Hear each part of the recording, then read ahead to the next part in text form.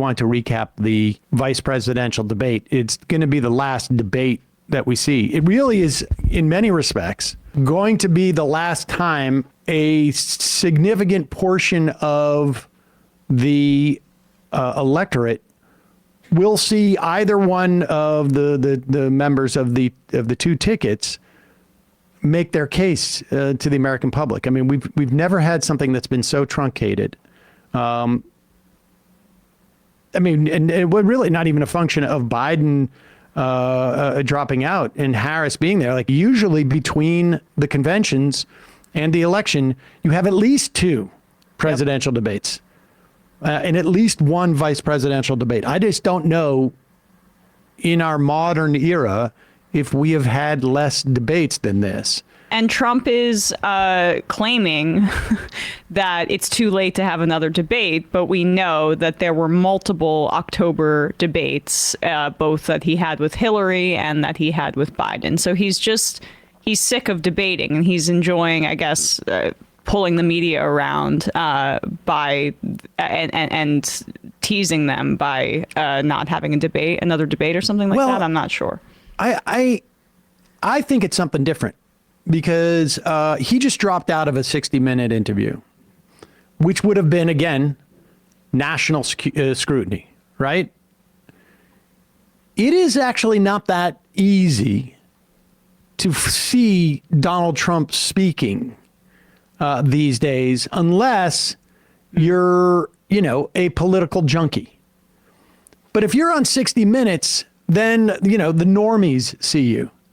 And I think the calculation that the Trump campaign has made, and we'll talk about this debate in a moment, but I think, we saw a different J.D. Vance than we've been seeing for weeks. I think the calculation the Trump campaign has made is that Trump cannot campaign to the entire country because it's going to cost them. Yeah. The idea is he needs to stay with those group of people who are already somewhat inclined to support Trump and get them to the polls. So when he goes and does a rally and he's only on Newsmax or RBN or whatever that is, he's reaching the people he wants to reach. He doesn't want to reach the people who are maybe even in the middle. But it's funny because this is the strategy of Biden in the basement that they were making fun of in 2020. Like, the Harris campaign should be using this opportunity to take that media vacuum and go on a bunch of television shows. Apparently, Walz is making the rounds in the coming days after the debate. Finally, they're unleashing him, I think, on he's doing some national programs and some podcasts and things like that. But if that's the case, if he's doing a podcast, though, that's the thing, is that we need to see which podcast. But I actually think that this is, part of the problem with the debate last night was that they don't realize what I'm afraid that the Trump campaign realizes, which is that this is not a persuasion election. This is a mobilization election. That agreed on that point. And Vance was able last night to look more moderate when he was able to articulate the Republican message without having to just clean up Donald Trump's messes. So they're trying to avoid that situation. Exactly. Right. He wasn't out there. He was there out to stench the bleeding, but not necessarily to get any votes. And here is this is what the concern is. This is not directly related to the debate, but it is, I think, indicative of a campaign strategy that the Harris-Walz campaign is following. That, I think what we saw in the debate last night was a function of a strategy that I'm concerned about. Obviously, I mean, this is a tight race. But this is a thread from Representative Ruo Roman. She was the state rep from Georgia whom Uncommitted was hoping would speak at the convention. She is a Palestinian American. State rep from Georgia. State rep from Georgia. And you'll recall that her speech that she, released after the fact was really I don't want to say tame, but it was not in any way controversial. And she is I would just say, and I don't know her personally, but from what, I've read and followed of her a little bit, she is a progressive Democrat. Who is voting for Harris. Oh, yeah. No. I mean like a loyal Democrat. A progressive partisan Democrat. Right. And this is what she had a really interesting thread.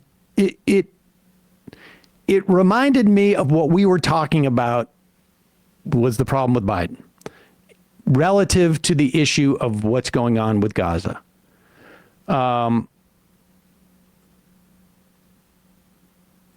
Let's break this down. She's responding to what's going on in Michigan and Georgia.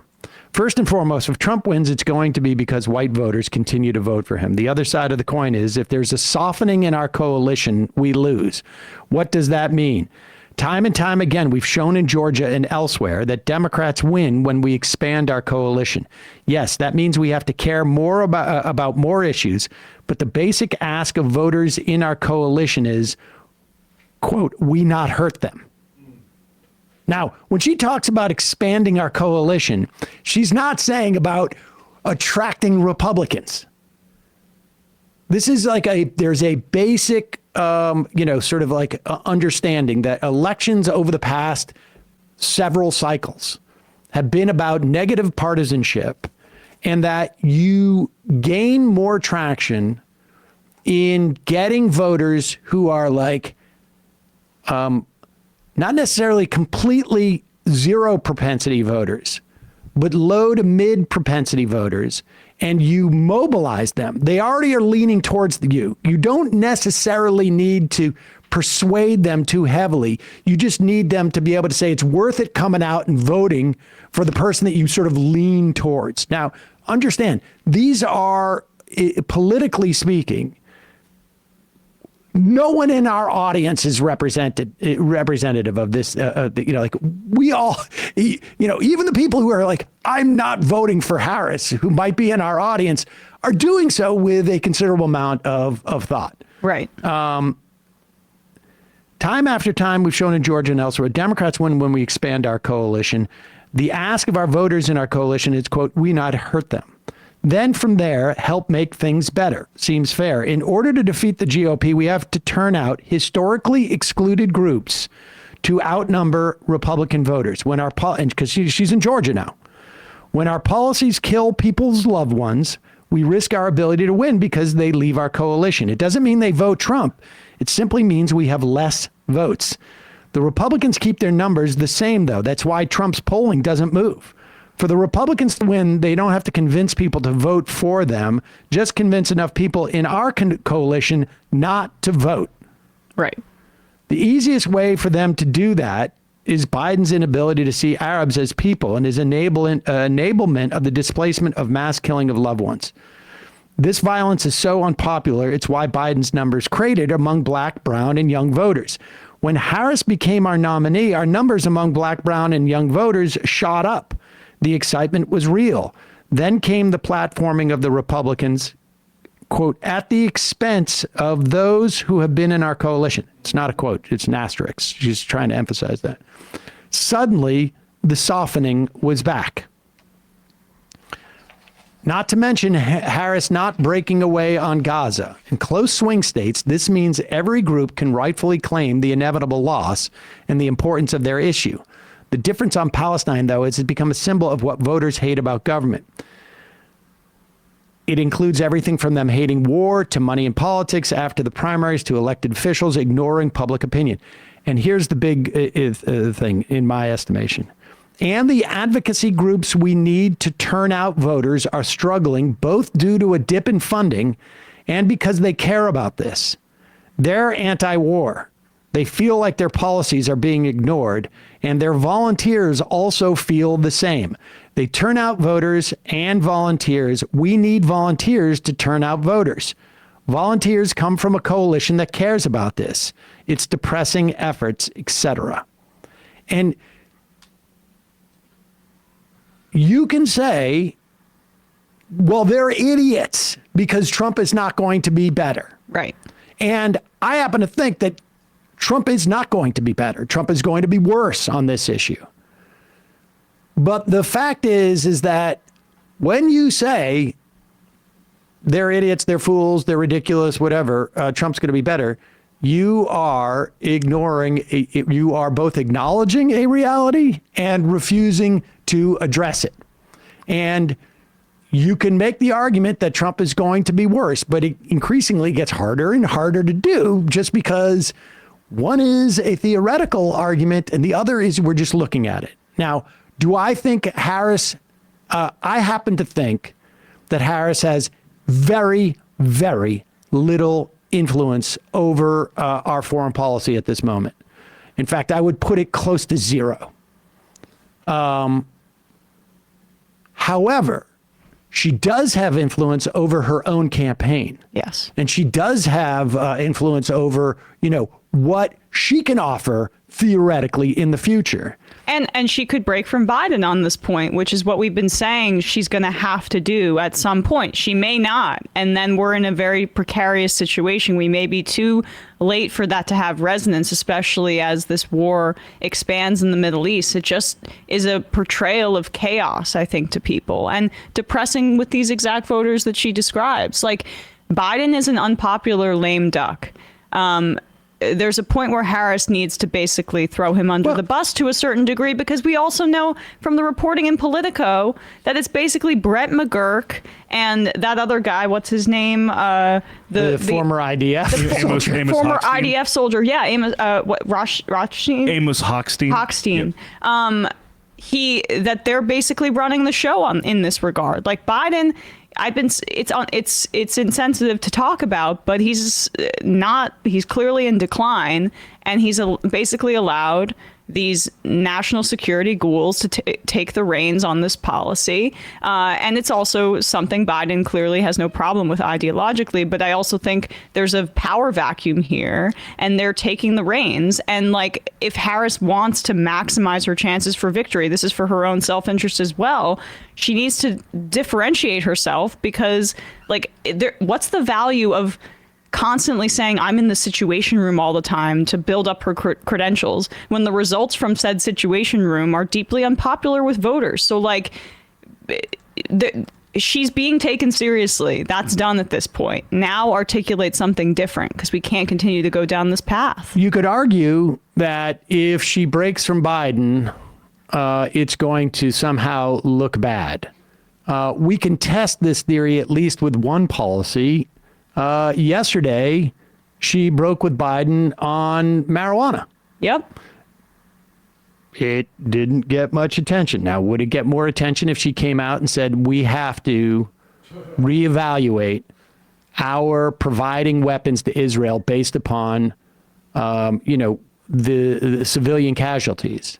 If she said, like, when I get into office, we need to follow the law. Which is what Warren and Ro Khanna have been suggesting that she do, and Ilhan Omar, for that matter. And so she has the ability to do that. I mean, people are saying, like, isn't it Biden's campaign infrastructure? It may be, but it's not. But I would bet that the vast majority of this infrastructure, the campaign infrastructure, also support the U.S. being more judicious, whatever you want to say, restrict weapons to Israel. I mean, on some level, she can be, what do you call it? Somewhat vague on this, but it needs to be a clear change in policy. A change in strategy. I wanted to read this just briefly. This is from a month ago, or actually 6 weeks ago in CNN, that apparently this argument, I think, won the day. 3 weeks into her presidential run was the first time Biden's campaign pollsters, now hers, held a deep dive call with Kamala Harris's inner circle to discuss what she's been saying on the stump. Over the line came a lot of praise, but also some suggested tweaks.